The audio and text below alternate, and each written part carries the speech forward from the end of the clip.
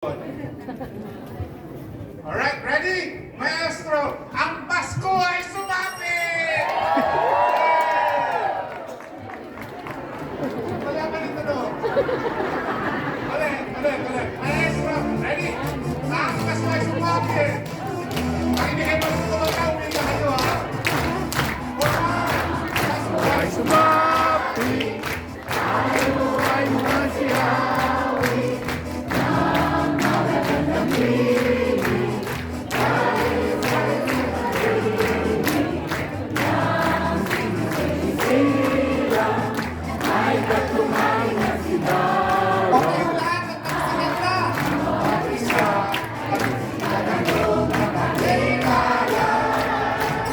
Bagong taon ay magbagang buhay. Ang lumigaya ang ating buhay. Pwede ba kayo tumayo?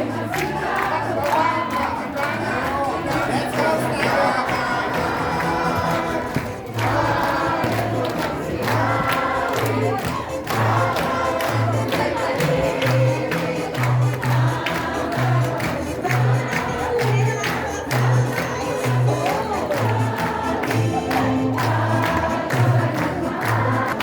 Open your black lights.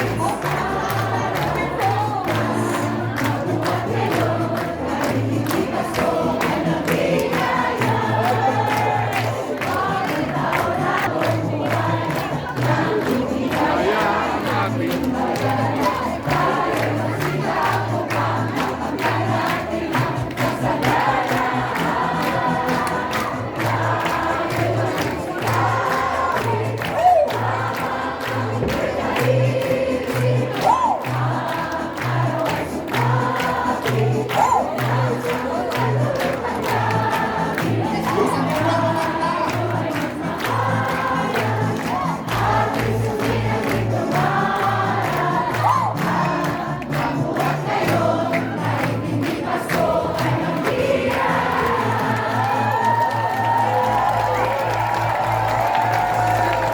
Maligayang Pasko po sa inyong lahat!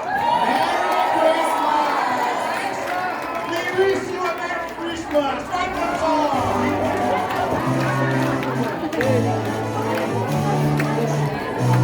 Hindi ko alam kung hindi kayo.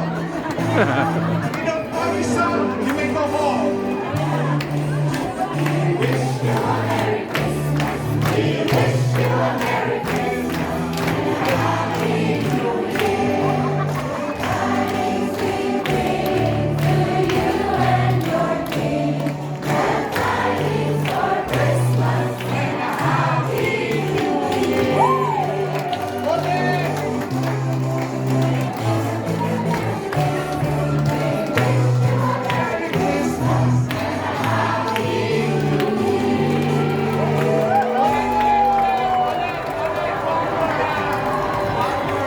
One more round. Go.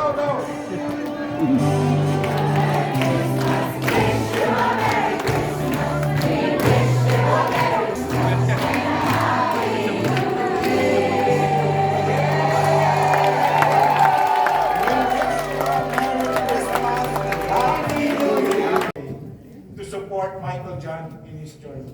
Please, tomorrow night at 8 o'clock.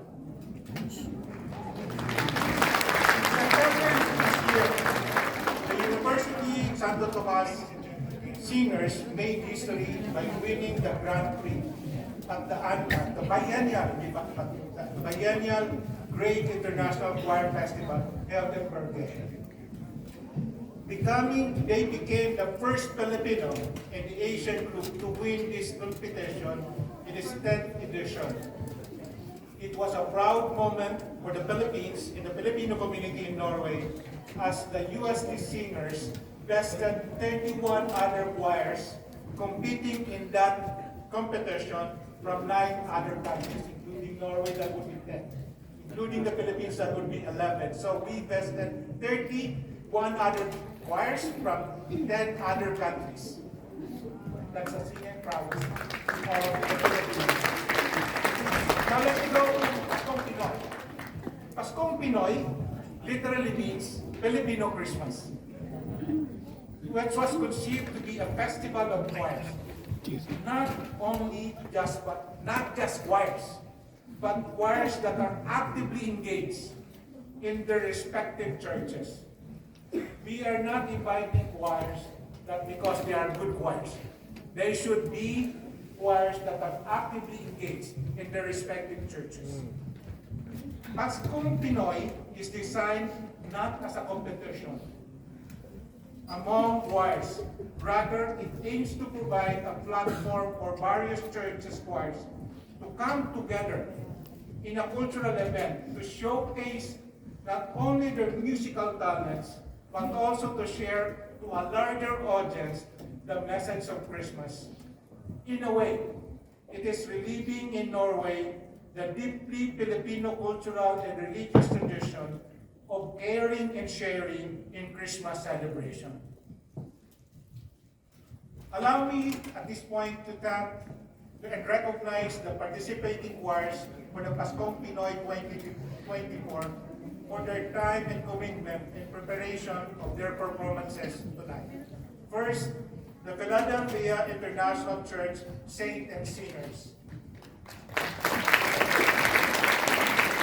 Jesus Lord Norway Choir. St. Johannes English Choir and MMC. Sacred Heart Filipino Chaplaincy, Gramen Comparsa. Seventh-day Adventist Advent Ambassadors and Pana Amplong and Kids. PMCC Fourth Class Gospel Singers.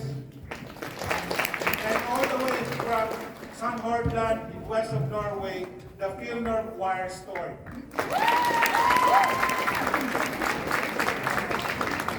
I also wish to thank the choir leaders, the priests, and the pastors in the various churches.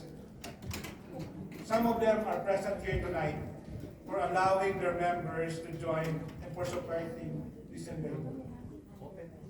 You know, organizing Paskong Pinoy is not an easy task. However, with the Filipino Bayanihan spirit, which is more or less similar or equivalent to Norwegian Lugnan culture, and the Filipino trait of malasakit, a core value that drives community to be socially responsible, serve well, and lighten the load in organizing Paskong Pinoy. I am very proud. I'm standing here, I'm very, very proud with the officers and staff of the Embassy of the Philippines.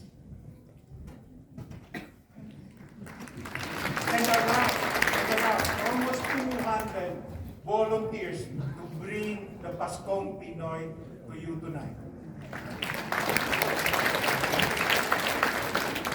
I cannot thank them enough for contributing their time, energy, resources, and talents to make Paskong Pinoy 2024 a successful event. It is in this sense that Paskong Pinoy is also a celebration of the Filipino people's strong sense of community. I also wish to particularly thank Pastor John Nangeles and Pastor